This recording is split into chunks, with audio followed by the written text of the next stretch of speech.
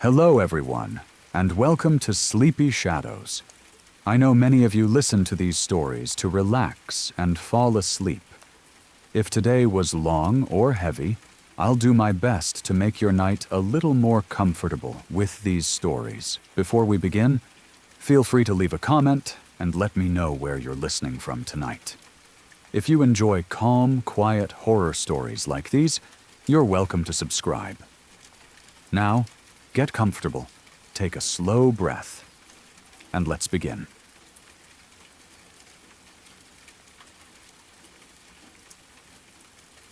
When I was younger, I used to wake up in the middle of the night a lot. I was the kind of kid whose brain never fully shut off. Even when I was tired, sleep came in pieces. My parents kept the television on at night for white noise, something steady to fill the silence. Most nights, it was just background sound. But sometimes I would wake up and actually start watching. Late at night, television feels different. Everything is quieter. The world feels thinner, like there's less distance between you and whatever you're watching. One night, while flipping channels half asleep, I landed on a survival show. I don't remember the channel. I don't remember the exact name of the series. I just remember the story. It was about a woman named Allison from South Africa. At first, it felt like any other survival story, or the kind where someone gets lost, or injured, or stranded, and somehow finds a way to keep going. Those stories fascinated me. There was something about the human body and mind refusing to quit that felt almost unreal, like a superpower no one knew they had until it was tested. But this story was different. Allison hadn't been lost in nature. She hadn't been caught in a storm or an accident. She had been taken by other people. The show explained that she had been abducted by two men. What followed was cruelty that didn't make sense even as it was being described. She was assaulted. She was attacked repeatedly. And when the men believed they had killed her, they left her alone, assuming she would die where she lay. They were wrong. The details that stuck with me weren't delivered dramatically. The narrator didn't raise their voice. When there was no dramatic music swelling at the worst moments, that almost made it worse. The facts were just laid out calmly, as if the show itself couldn't quite grasp how extreme the situation was. Allison had been stabbed multiple times. When the men didn't believe she was dead, they escalated their attack and then left, certain that no one could survive what they had done. But somehow she did. After they were gone, alone and severely injured, Allison regained consciousness. The show described how she realized she was still alive, even though every signal her body was sending should have meant the opposite. Blood loss alone should have ended it. Shock should have ended it. The extent of her injuries should have made movement impossible. And yet, she moved. What followed feels almost impossible to imagine, even now. She stood up. She began walking. The show explained that she managed to make her way toward a road, roughly a quarter-mile away. It doesn't sound far when you hear the distance, but distance means something very different when your body is failing. Every step would have been an act of defiance against biology. She wasn't running. She wasn't even walking in a normal sense. She was forcing her body forward one movement at a time, holding herself together as best she could, focused on a single idea: reaching help. At some point, her strength gave out. She collapsed by the side of the road. That's where she was found. A veterinary student happened to pass by and noticed her. The timing alone feels unreal. If that person had driven by minutes earlier or later, the outcome might have been different. Instead, they stopped, recognized that this wasn't just an accident, and rushed her to the hospital. Doctors later said that her survival defied everything they understood about trauma. The human body has limits. Blood loss has limits. Pain has limits. And Allison had crossed all of them. What made the story even more unbelievable was not just that she survived, but that she remained conscious enough to tell her story. She named her attackers. She gave details. She stayed alive long enough for justice to begin. I remember lying there in the dark, the television casting faint light across the room, feeling something shift inside me. I wasn't scared in the way horror movies scare you. I wasn't startled. I was disturbed in a deeper way. Up until that point, survival stories had felt inspiring. This one felt haunting. The show ended eventually, but I didn't fall back asleep. My mind kept replaying the same thought over and over. How is that possible? Not just physically, but mentally. How does someone endure that level of harm and still choose to move forward instead of giving up? How does the body respond to a will that refuses to stop, even when stopping would be easier? Doctors admitted they couldn't fully explain it. They could talk about adrenaline, about shock responses, about the brain narrowing its focus to survival alone. But none of those explanations fully accounted for the fact that Allison didn't just survive passively. She acted. She made decisions. She moved towards help. And she remembered. As I got older, I thought about that story often. Not in a dramatic way, not every day. But it stayed with me, like a marker. A reminder that there are things humans are capable of that don't fit neatly into scientific explanations. It also forced me to confront a hard truth early in life. The world is not just dangerous by accident. Sometimes the danger has intent. Sometimes it wears a human face. But it also showed me something else. That survival isn't always loud. It isn't always heroic in the way movies show it. Sometimes it's quiet, bloody, desperate, and ugly. Sometimes it's one person alone, doing something that shouldn't be possible, simply because the alternative is worse. I never forgot Allison's name. I never forgot the image of her forcing herself forward when everything in her body should have shut down. And I never forgot the feeling of lying in the dark, realizing for the first time that the limits we assume exist aren't always real. Sometimes, the human will go further than anyone expects. And sometimes, the most terrifying stories aren't the ones where someone dies. They're the ones where someone survives something no one else could.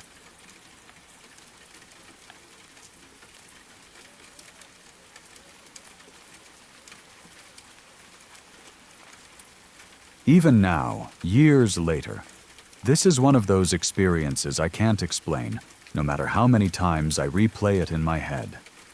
I want to be very clear about something before I explain what happened. I am not superstitious. I've never been someone who believes in ghosts or spirits or unexplained forces by default. I don't get scared easily, and I'm not the type of person whose imagination runs away from them in the dark. That's part of why this still bothers me. Not because it was terrifying in the moment, but because I've never been able to make it make sense. I was 15 years old at the time. It was spring break, and I was staying at my dad's house. My parents were divorced, so visits like this were normal. I knew the house well. I had my own room there.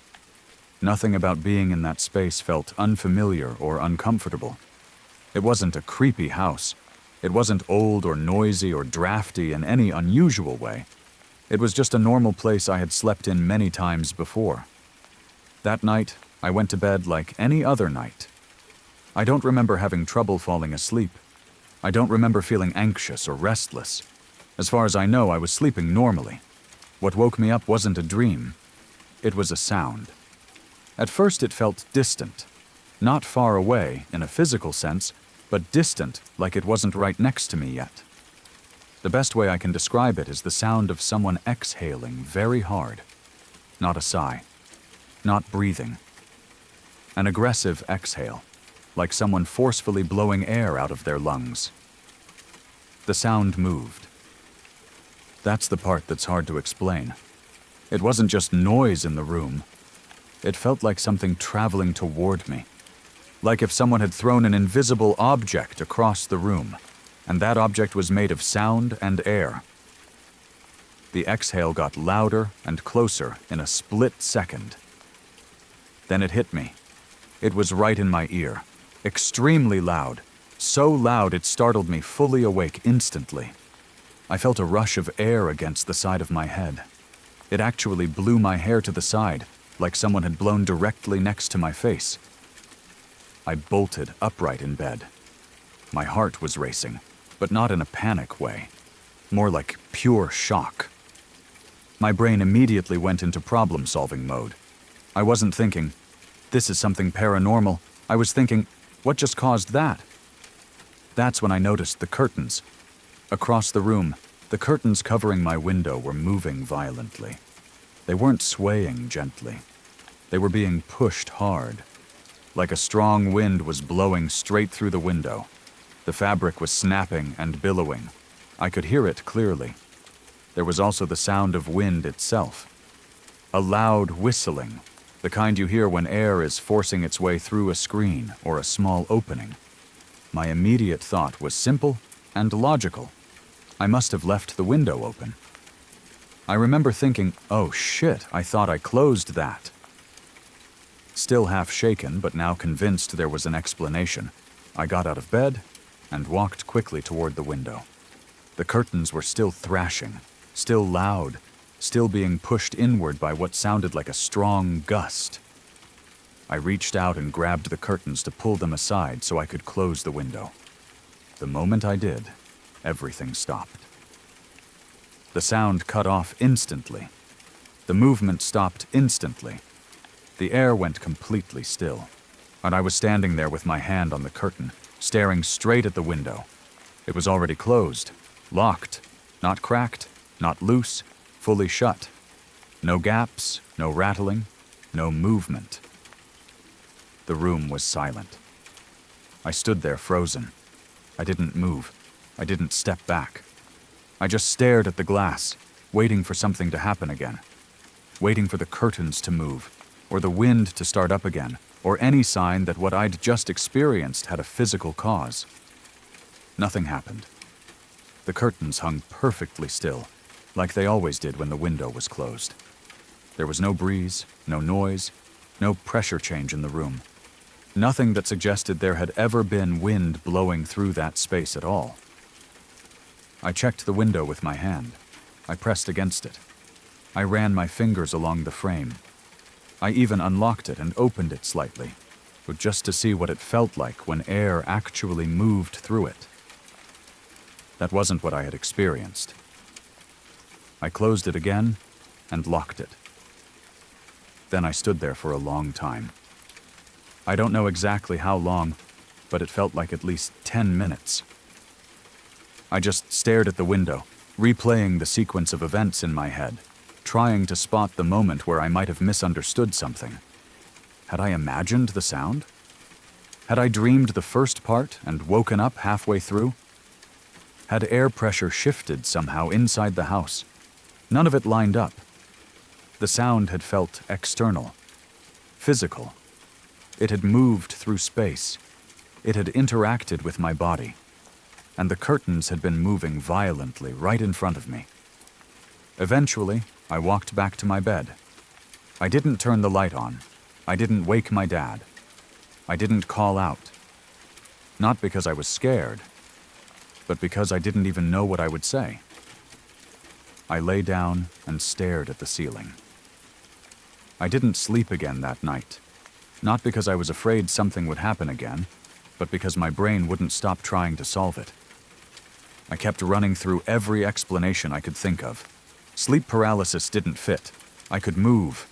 I had gotten up. I had interacted with the environment. Night terrors didn't fit. I wasn't confused when I woke up. I was alert and focused immediately. A prank didn't fit. No one else was awake, no doors opened, no footsteps, no sounds after the initial moment. Wind didn't fit. The window was closed, the house was sealed, and wind doesn't behave like that. It doesn't move with intention. It doesn't target a single point and then vanish completely. I lay there until the sky started to lighten. When the sun finally came up, I felt exhausted but grounded again. Daylight has a way of restoring confidence, even when nothing has changed logically. I never told anyone about it while I was there. Not that day, not that week, and nothing like it ever happened again. That's another part that makes it difficult to dismiss. It wasn't a pattern. It wasn't recurring. It was one isolated moment, sharp and clear, and then it was over. Years later, I've thought about it many times. I've tried to be honest with myself about what I remember and what I might be filling in after the fact. But the core details have never changed. The sound approaching, the rush of air, my hair moving, the curtains blowing, the sudden stillness, the closed window.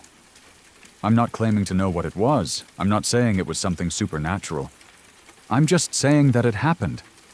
And I have never found an explanation that satisfies the physical reality of what I experienced. What stays with me isn't fear. It's the certainty I felt in that moment that something occurred that didn't follow the rules I understood. Sometimes the most unsettling experiences aren't the ones that convince you of something strange. They're the ones that simply refuse to be explained, no matter how rational you are.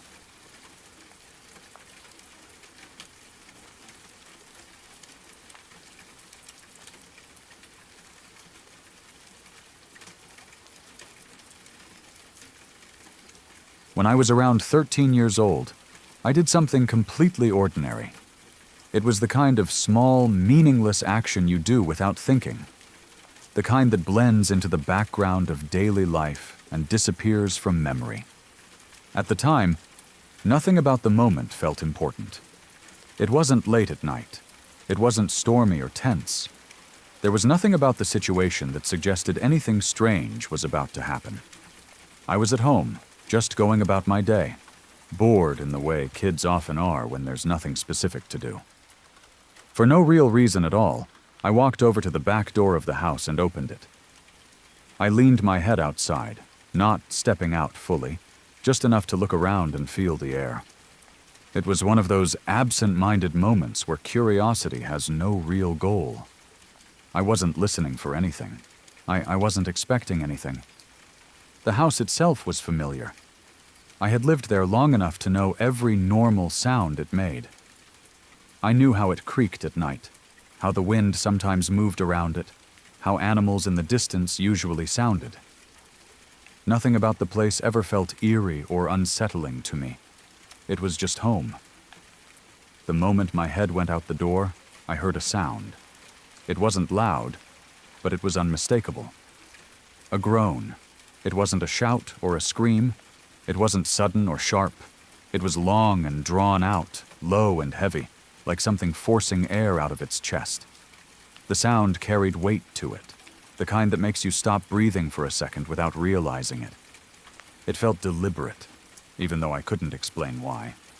What struck me immediately was how close it sounded. For this wasn't something far off in the woods or echoing from a distance. It felt like it came from just beyond the yard, somewhere near enough that if someone had been standing there, they would have been uncomfortably close to the house. The sound didn't fade in or out. It didn't drift. It was just there, hanging in the air. The tone of it was wrong. It didn't sound like any animal I recognized. It wasn't the noise of a dog, a cow, or any wildlife I'd ever heard before. It didn't sound mechanical, like metal shifting or machinery. It didn't sound environmental, like wind through trees or branches rubbing together. There was something distinctly human about it, but not in a normal way. The best comparison I've ever been able to make is the groaning sound zombies make in video games or movies. Slow, hollow, and unsettling. But if you've ever played Minecraft, it was eerily similar to the zombie noises in that game. Hearing that kind of sound digitally is one thing. Hearing something almost identical in real life, without any context, is completely different. For a brief second, my brain froze. Then it immediately started trying to explain it away. The first thought that popped into my head was my dad. He sometimes made strange noises in his sleep. I wondered if maybe he was snoring or exhaling loudly, and somehow the sound had traveled through the house and out the back door. It was a reach, but it was the closest normal explanation my mind could grab onto. That explanation collapsed almost instantly. My dad was on the opposite side of the house, far from the back door. There was no direct path for sound to travel like that. And even if there had been, the noise wouldn't have sounded like it was coming from outside. It wouldn't have felt that close or that directional. This sound wasn't inside the house. It was outside, and it was nearby. There was no build-up before it happened. No footsteps approaching. No rustling of bushes. No warning at all. Just the groan, sudden and clear, hanging in the space right beyond the door. I didn't stop to think any further. The reaction was instant and completely instinctive. I pulled my head back inside, slammed the door shut, and ran. I didn't pause to listen for another sound. I didn't turn around to look through the window. I didn't try to convince myself to be brave or curious. I just knew, with absolute certainty, that I didn't want to be near that door anymore. At 13, you don't always understand fear in logical terms. You don't analyze it. Your body reacts first, and your thoughts come later. My heart was pounding hard in my chest. I could feel adrenaline rush through me, that hot, electric feeling that makes your hands shake and your stomach drop. It felt like I had narrowly avoided something, even though nothing had actually appeared. I didn't tell anyone right away. Part of me felt silly. How do you explain running away from a noise? Another part of me felt unsettled in a way I couldn't put into words. I stayed inside the rest of the day, far from that back door, pretending nothing had happened. Nothing else happened after that. There were no more sounds, no movement, no explanation revealed itself later. No one else mentioned hearing anything unusual. The moment existed entirely on its own, like a single crack in an otherwise solid memory. As time passed, I tried to forget about it. But the thing about moments like that is they don't fade the way normal memories do. They don't soften around the edges. Instead, they stay sharp and intact, replaying the same way every time you think of them. Even now, years later, what sticks with me isn't fear, it's confusion. It was such a simple action. Open door, lean outside, hear a sound. And yet that sound didn't fit into the world the way everything else did. 1 second, everything was normal. The next, something sounded wrong in a way I couldn't place or categorize. I've tried to rationalize it over the years. Maybe it was an animal making a noise I'd never heard before. Animals can sound incredibly strange, especially if you're not familiar with their calls. Maybe it was some random environmental sound that happened to line up perfectly with my expectations of fear. Maybe it was nothing at all. But none of those explanations fully satisfy me. What I know for certain is that the sound felt close. It felt directed. And it felt human in a way that didn't feel right. There was something about it that made every instinct in my body tell me to get away immediately, without hesitation or curiosity. And instincts like that don't usually fire without a reason. Sometimes experiences don't stay with you because they were dramatic or terrifying. Sometimes they stay because they end without answers, because there's no conclusion to file away neatly, no explanation to lean on. Just a moment. A sound, a door closing, and silence. And years later, you're still turning it over in your mind, wondering what exactly you heard standing just outside your home.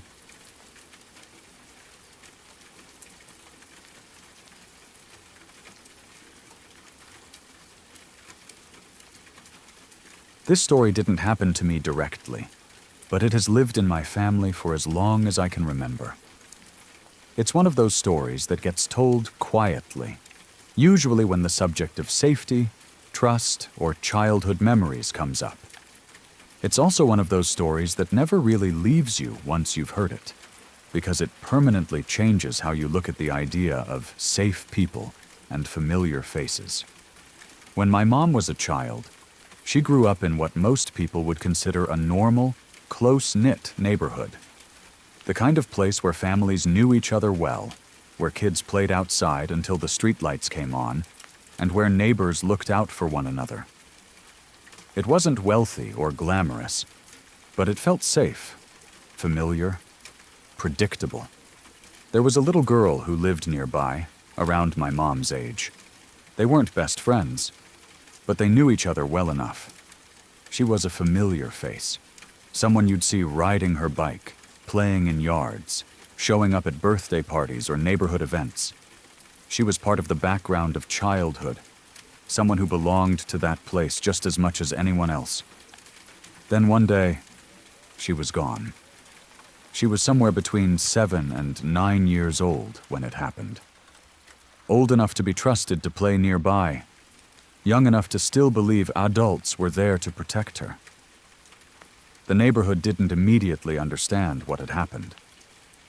At first, people thought she had wandered off or gotten lost or gone somewhere she wasn't supposed to. Parents searched. Neighbors asked questions. Panic grew slowly. Then, all at once, what they eventually learned was far worse than anyone had imagined.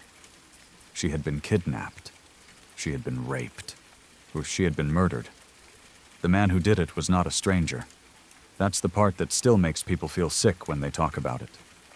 The man responsible was someone everyone knew. Someone families trusted. Someone who had been welcomed into homes year after year without hesitation or fear. He wasn't some shadowy figure lurking on the edge of the neighborhood. He was right there, smiling, participating, being invited back again and again. Every Christmas Eve, he played Santa for the neighborhood. He would dress up in the red suit, white beard, the whole thing. He would visit families, including my mom's. Kids would gather around him. Parents would laugh and take photos. Children would sit on his lap, one by one, telling him what they wanted for Christmas. It was supposed to be wholesome. It was supposed to be joyful. It was supposed to be safe. Looking back now, the idea of it makes people recoil. At the time, it was completely normal. No one questioned it. No one saw it as inappropriate or dangerous. It was just the neighborhood Santa doing something kind for the kids. That's part of what makes this story so disturbing. The danger wasn't hidden. It was celebrated. The man wasn't hiding in darkness or operating on the fringes of society. He was embraced, trusted, given access to children under the assumption that familiarity meant safety. After the truth came out, the entire neighborhood changed. Parents blamed themselves. They replayed memories over and over again, looking for signs they might have missed. Conversations shifted from grief to guilt. How could this have happened right under their noses? How could someone they trusted so completely turn out to be capable of something so horrific? For the kids who grew up there, including my mom, something broke. Childhood has a way of feeling invincible. You assume the world works the way adults tell you it does. You believe that the people around you are who they appear to be. When that illusion shatters, it doesn't just scare you, it rewires you. My mom has talked about how that event changed the way she saw adults forever. After that, authority didn't automatically mean safety. Familiarity didn't automatically mean trust. Kindness didn't automatically mean goodness. The image of Santa, something that's supposed to represent warmth and generosity, was forever tainted. Christmas itself became complicated. Something that had once been purely exciting now carried an undercurrent of unease. What's especially haunting is how ordinary everything was before it happened. No alarms went off. No one warned the parents. No one suspected the man in the red suit who showed up every year with presents and smiles. That's the truth that makes this story linger decades later. Evil doesn't always look like evil. Sometimes it looks friendly. Sometimes it looks helpful. Sometimes it looks like a neighbor doing something nice for the kids. The girl who was killed didn't get a chance to grow up. She didn't get a chance to escape the assumptions adults made on her behalf. She trusted the world she was raised in, and that trust was used against her. For the adults in that neighborhood, there was no going back to the way things were. For the kids, there was a before and an after. Before, when the world felt safe by default. After, when safety became something fragile and conditional. My mom has said that even years later, she would sometimes think about sitting on that man's lap as a child and feel a wave of nausea. Not because something had happened to her personally, but because of what could have happened. Because of how close everyone had been to danger without realizing it. That's another part people don't talk about enough. The survivors of these situations aren't just the ones who were physically harmed. They're also the ones who grow up carrying the knowledge that the system meant to protect them failed, and that it failed quietly. This story has been passed down in my family not as gossip, but as a warning, a reminder, a lesson about how important it is to question assumptions, to listen to instincts, and to understand that predators often rely on trust more than force. It's also a reminder of how easily communities can overlook red flags when someone fits into a role that feels comforting or traditional. Santa, coach, teacher, neighbor, friend. Roles don't make people safe. Actions do, and even then, certainty is rare. When people hear this story now, the reaction is almost always the same. Disgust, anger, horror, and then a quiet realization that this isn't some isolated, unbelievable event. Versions of this story exist everywhere. Different names, different neighborhoods, same pattern, a trusted adult, a vulnerable child, a community that only sees the truth after it's too late. The fact that it happened so close to home, to someone my mom knew, makes it feel heavier, more personal. It's not just a headline or a true crime documentary. It's part of our family's understanding of the world. And every time it's told, it carries the same unspoken message. Be careful who you trust with children. Familiar does not mean safe. And sometimes the people we invite in the most are the ones we should be watching the closest. Sorry to interrupt for just a moment. If you're new here, I'd appreciate it if you subscribe to Sleepy Shadows for daily calm horror stories made for late nights and sleep. You can also turn on notifications so you don't miss a new story when the night gets quiet and the shadows return. Now, let's continue. This is one of those stories that never becomes easier to think about, no matter how much time passes. It didn't happen to me directly, but it happened to my family, and that makes it permanent. It's not something you move on from. It just becomes part of how you understand the world, whether you want it to or not. My aunt was murdered in 1996. She was young. She had a life. She had plans. She had an infant child waiting at home for her that night. She went to a party like anyone else might, expecting nothing more than an ordinary evening. She didn't know that her life was about to intersect with someone who had already decided, for reasons no one can fully explain, that he was going to kill someone that day. She didn't know him. There was no argument, no long history, no personal connection. She wasn't targeted for who she was. She was simply there, in the wrong place at the wrong time, standing in the path of someone who wanted to destroy another human being and didn't care who it was. That randomness is one of the hardest parts to accept. The man who killed her was not acting out of revenge or desperation toward her specifically. He wasn't responding to something she had done. He had made a decision, and she became the victim of it. That fact strips away any illusion that the world is fair, or that violence always has a narrative we can understand. What he did was brutal. He attacked her with a hatchet. He killed her. Afterward, he dismembered her body and tried to destroy evidence by burning it. When that didn't work the way he hoped, he disposed of her remains in a bush and fled. On his way out of the state, he robbed the Subway restaurant where he worked, not taking extra cash before disappearing. Even writing those facts feels surreal, like they belong in a crime novel instead of a real family's history. But what haunts me the most isn't the list of crimes or the headlines. It's one specific detail I learned later, a detail that settled deep in my chest and never left. She fought back. The medical examiner found defensive wounds, deep gouges in her hands, fingers damaged, some missing, evidence that she resisted with everything she had. Evidence that in her final moments she was not passive. She was trying to survive. She was trying to get home. She had a baby waiting for her. That knowledge changes the story in a profound way. It means she didn't go quietly. It means she was aware. It means she felt fear and pain and still chose to fight. That takes an unimaginable amount of strength, and it breaks your heart at the same time. No one deserves to suffer like that.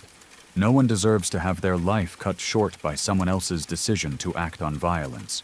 No one deserves to die knowing they may never see their child again. That part is unbearable to think about if you sit with it too long. For our family, the aftermath was chaos, shock, anger, grief that didn't have anywhere to go. There was no sense-making process that worked, no explanation that softened the reality. You don't understand something like this. You only survive it. Her child grew up without her. Birthdays passed. Milestones came and went. There were moments she should have been there for, moments she was robbed of, moments her child was robbed of. That absence doesn't fade. It just becomes part of the shape of things. What stays with me most, even now, is how easily it happened. How ordinary the day probably felt to her before everything went wrong. She didn't wake up knowing it would be her last day. She didn't hug her child thinking this would be the final time. She stepped out into the world, assuming she would come back. Most of us do. Stories like this force you to confront a truth that's deeply uncomfortable. Sometimes there is no warning. Sometimes violence isn't preventable by being careful or kind or aware. Sometimes it is simply someone else's decision colliding with your existence. And yet, even in that darkness, I hold on to the fact that she fought, that she didn't give up, that in the face of something unspeakable, she resisted. That matters, not because it changes the outcome, but because it honors who she was. She wasn't just a victim. She was a mother, a sister, an aunt, a person who mattered deeply, a person whose life had meaning far beyond the way it ended. When people talk about true crime or random violence in abstract terms, it can feel distant, almost unreal. But when it happens to your family, it becomes personal forever. It reshapes how you think about safety, randomness, and loss. I think about her often, not in the moment of her death, but in the life she should have continued to live, the child she should have raised, the future she was denied. She didn't deserve any of what happened to her, and the world is poorer for having lost her.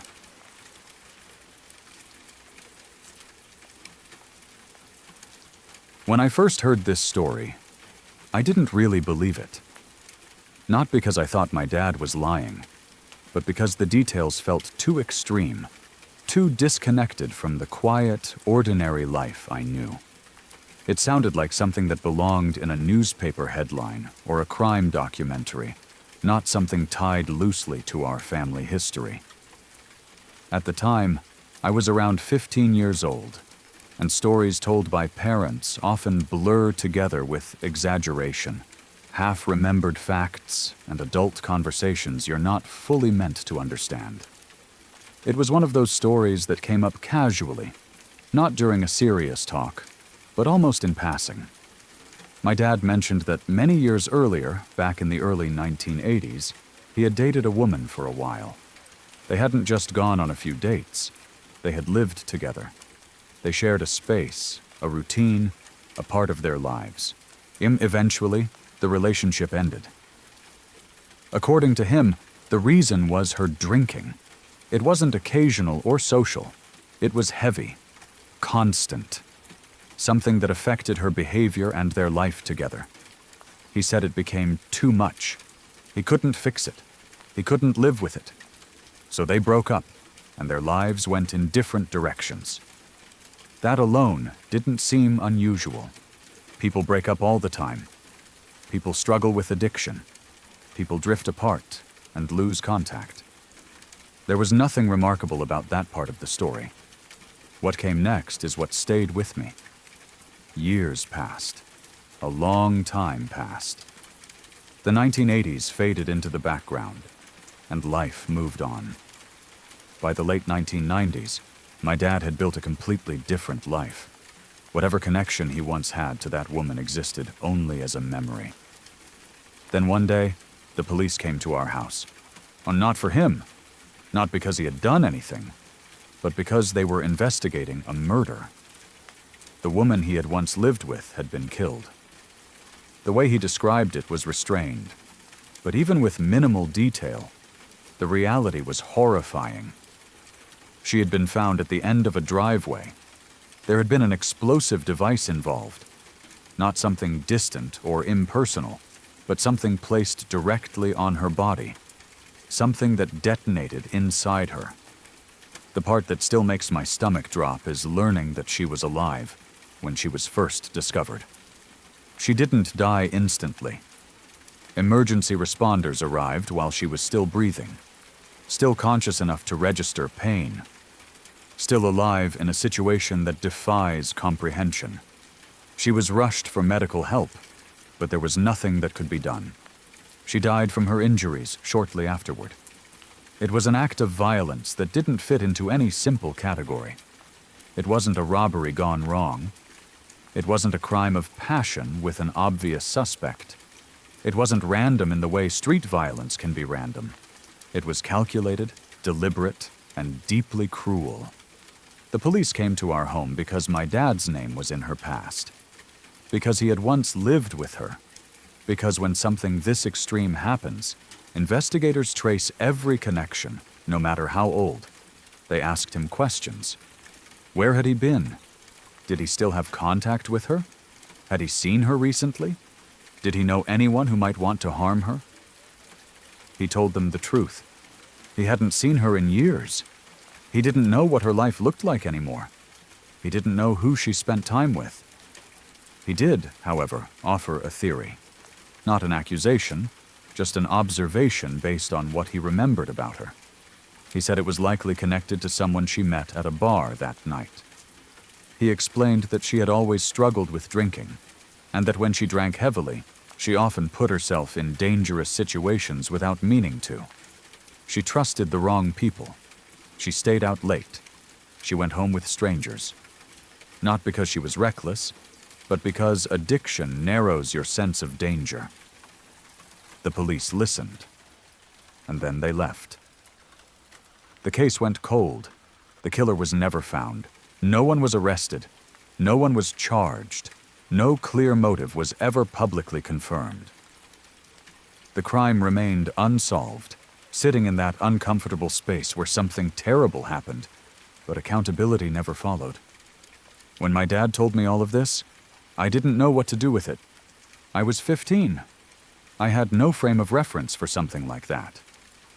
I remember nodding, listening, filing it away as one of those adult stories that feels unreal because it doesn't touch your own life directly. Part of me assumed there had to be more to it, that maybe the story had grown over time, that details had been misunderstood, that surely something that extreme would be widely known, talked about, documented. So I quietly dismissed it. Years went by. I grew up. I moved away. Life filled itself with other concerns, careers, relationships, responsibilities. That story stayed in the back of my mind, but it didn't surface often. When it did, it felt distant, like a strange footnote in my dad's past. Then one day, long after I had stopped thinking about it regularly, I came across an article. It was a news piece about a cold case from the late 1990s. The details were familiar in a way that made my chest tighten as I read. A woman found at the end of a driveway, an explosive device, a crime so unusual that it stood out even among other violent cases. I kept reading. The names matched, the location matched, the timeline matched. This wasn't a distorted memory or an exaggerated family story. It was real. It had happened exactly the way my dad described it. Later, there was a documentary, not sensationalized but serious, investigative, focused on the unanswered questions, interviews with law enforcement, friends, neighbors, people who had known her later in life. Watching it was surreal. It's one thing to hear a story from a parent when you're young. It's another thing entirely to see it laid out in public records, photos, the timelines, expert analysis. To hear other voices confirm the same facts. To realize that something you half believed was not only true, but part of a larger, unresolved tragedy. What struck me most wasn't just the violence itself. It was the randomness of it. She had lived a difficult life. She had struggled with addiction. She had made choices that may have increased her vulnerability. But none of that explains the level of brutality she suffered. None of it justifies it. None of it makes sense of someone choosing to kill another human being in such an elaborate and cruel way. And then there's the fact that she was still alive when help arrived. That detail changes everything. It forces you to confront the reality that her final moments were filled with confusion, pain, and awareness. That she experienced the consequences of someone else's decision in the most intimate and terrifying way possible. It also made me think differently about my dad. He had once shared a life with this woman. He had known her in a time before everything went wrong, before addiction fully took over, before she became a name in a case file. When the police came to question him, he wasn't just answering as a potential witness.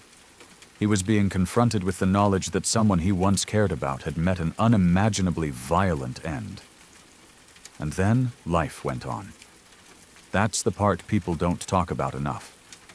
These crimes don't just end with the victim, they ripple outward, through families, through former partners, through people who once crossed paths and then moved on, only to be pulled back years later by tragedy. The killer was never found. On that lack of resolution is its own kind of violence. It leaves a space where answers should be. It leaves families without closure. It leaves the world slightly more unsettling, because it proves that some people can commit horrific acts and simply disappear. Now, when I think back to being 15 and hearing that story for the first time, I understand why I didn't fully believe it. It was too much, too heavy, too far outside my understanding of how the world worked. As an adult, I know better. The world contains stories that don't make sense, crimes that don't get solved, lives that intersect briefly and then diverge forever. Sometimes the most disturbing truths are the ones that don't fit neatly into any explanation. This is one of them. A woman my dad once loved, a life shaped by addiction, a death defined by cruelty, a case left unanswered, and a story I now know was never exaggerated at all.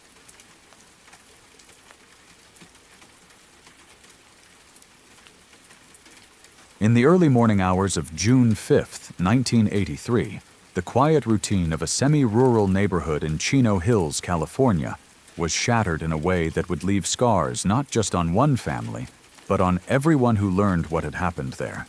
The house sat in an area that felt removed from the chaos of cities, the kind of place where people believed terrible things happened elsewhere, not inside familiar walls. That morning, Bill Hughes arrived at the home expecting nothing out of the ordinary. His 11-year-old son, Christopher, had spent the night there with the Ryan family. Sleepovers were normal. The families knew each other. There was no reason to feel uneasy as he walked up to the house. What he found inside would change his life forever. Douglas Ryan and his wife, Peggy, were dead. Their 10-year-old daughter, Jessica, was dead. And Bill's own son, Christopher, was dead. The violence had been extreme and unmistakable. There was no confusion about what had happened. This was not an accident. This was not a burglary gone wrong. It was a deliberate and sustained attack carried out while the family slept. Only one child had survived. 8-year-old Josh Ryan was still alive when help arrived.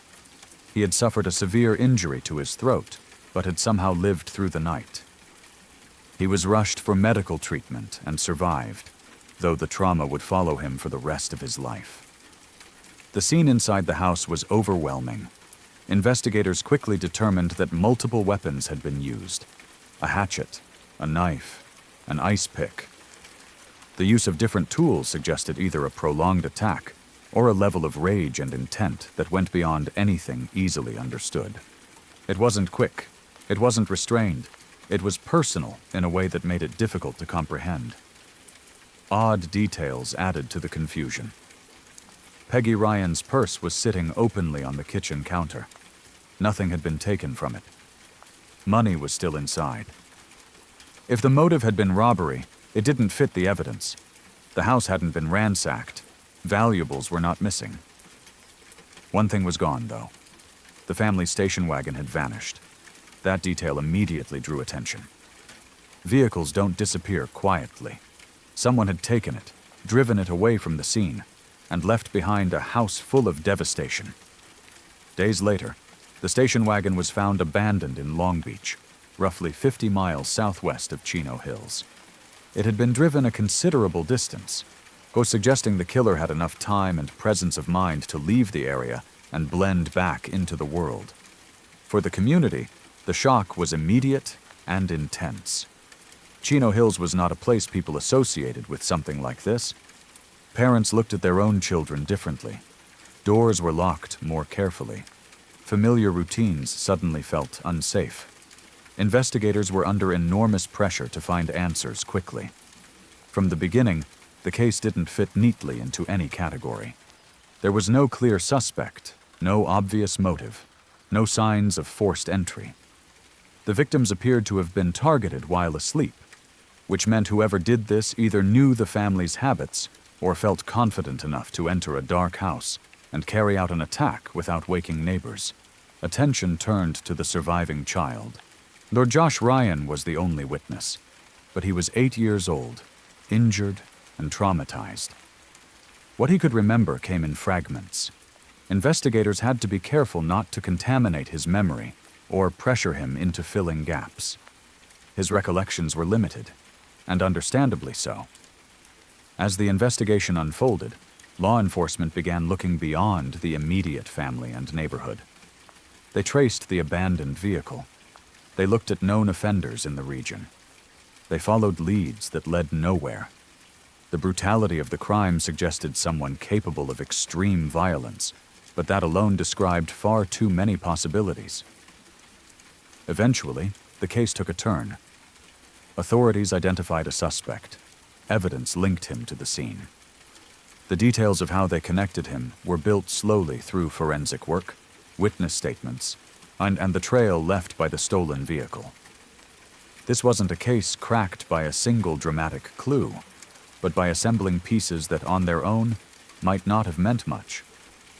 They arrested him. The news brought a strange mix of relief and grief. Relief that the person responsible had been found. Grief because no arrest could undo what had happened. No conviction could bring back the lives that were lost or erase the images that would stay with the families forever. For Bill Hughes, there was no version of justice that could feel complete. He had gone to pick up his son, and instead discovered that his child had been taken from him in one of the most violent ways imaginable. That kind of loss doesn't resolve itself through court proceedings. It becomes a permanent absence. For Josh Ryan, survival came with its own burden. On being the only one left meant carrying memories no child should ever have. Growing up meant learning to live with a past that most people could barely imagine, let alone understand. The case became known as the Hatchet Case, not because of sensationalism, but because the method itself was impossible to separate from the horror of the crime. It stood out even among other violent crimes for its intensity and the innocence of its victims. Years later, people still talk about it, not because of curiosity, but because it represents something deeply unsettling. The idea that a family can go to sleep in their own home and never wake up. That a child can go to a friend's house for a normal night and not come back. That violence doesn't always announce itself or give warning. The fact that the killer was caught matters. Accountability matters. But it doesn't erase the lingering questions. Why this family? Why that night? Why such extreme violence when nothing was taken? Those questions don't always have satisfying answers. What remains is the story of a morning that began like any other and ended with a discovery that no parent should ever have to make. A reminder that evil doesn't always wear a recognizable face, and that safety can feel solid right up until the moment it isn't. The Hatchet Case is remembered not just for what happened, but for what it took away. A family, a childhood, a sense of normalcy for everyone who learned that something so terrible had happened so close to home. And even though they caught the man responsible, the echo of that morning still lingers because some losses never truly fade. If you're still here, it means these stories didn't just fade away, they stayed with you. Each one was shared to feel real, quiet, and close. Moments that could happen to anyone. Moments where something felt wrong, or nearly did. If you'd like to keep listening to stories that linger long after they're told, consider subscribing to Sleepy Shadows. There are more waiting in the dark, and not all of them disappear by morning. Good night.